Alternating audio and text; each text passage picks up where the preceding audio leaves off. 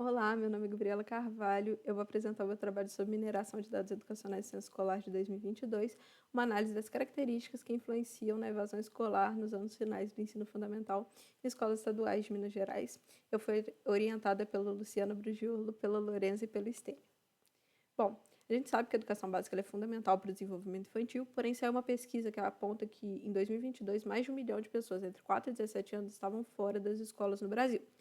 Diante desse cenário, o objetivo do estudo é compreender as causas que poderiam levar a essa alta evasão escolar observada através da análise do censo escolar, dos indicadores do INEP e dos dados do IBGE. O censo escolar ele é realizado pelo próprio INEP e nele a gente vai encontrar informações principalmente referentes à estrutura física da escola e a informações referentes à matrícula. Para enriquecer um pouco o estudo, a gente vai utilizar indicadores do INEP de taxa de distorção e idade série, taxa de rendimento e transição, e é dessa taxa que eu retiro o percentual de abandono da escola, e a média de alunos por turno.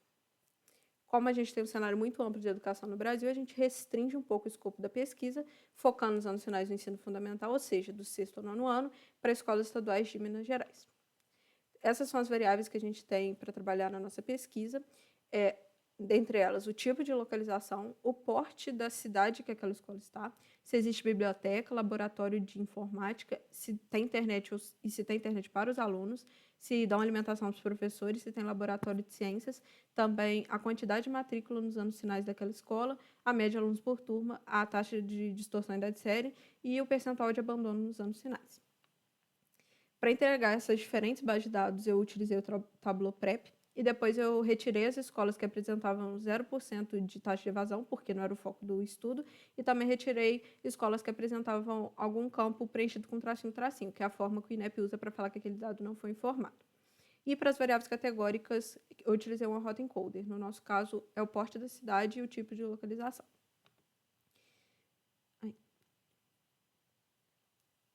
Eu utilizei a própria biblioteca Skylearn do Python para a criação do modelo. A gente optou pela árvore de classificação e como a gente tem uma variável-alvo numérica para aplicar a árvore de classificação, a gente precisa discretizar essa variável-alvo.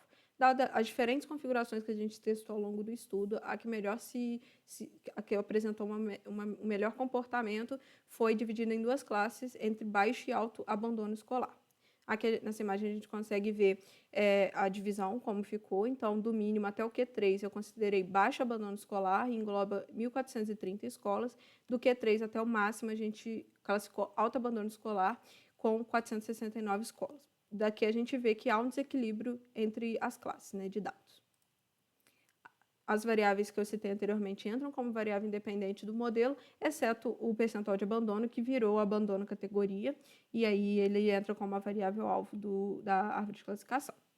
Nessa tabela, a gente apresenta os resultados que a gente obteve das execuções da árvore de classificação. A primeira linha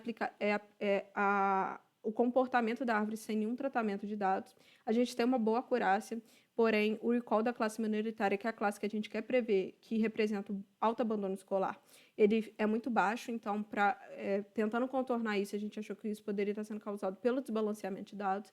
A gente aplica diferentes técnicas de balanceamento de dados, mas ainda o recall, apesar de subir, a precisão abaixa e o F1 score se mantém. Então, acompanhado disso tudo, a acurácia cai. Então, apesar das técnicas de balanceamento de dados aplicadas, o modelo ainda favorece a classe majoritária abaixo e, assim, a gente chegou à conclusão que possivelmente as variáveis do censo escolar que a gente está trabalhando não foram suficientes para prever a evasão escolar. Haveria necessidade da inclusão de dados socioeconômicos para melhorar essa predição. Como dificuldades do trabalho foi identificar padrões claros que associam a evasão escolar com as variáveis que a gente tem disponíveis, porém, hoje em dia, é muito difícil obter acesso a variáveis socioeconômicas devido ao mascaramento de dados que impossibilitam o link deles com, por exemplo, a nossa pesquisa. Porém, apesar dessas dificuldades, a presença de variáveis relacionadas à quantidade de matrícula, média de alunos por turma e taxa de distorção de série sempre foram muito presentes na decisão da árvore. E como aprofundamento do estudo seria a utilização de técnicas híbridas e modelos mais avançados, além da inclusão de variáveis socioeconômicas para tentar promover uma análise mais abrangente, um modelo mais preciso. No mais, agradeço por muita atenção.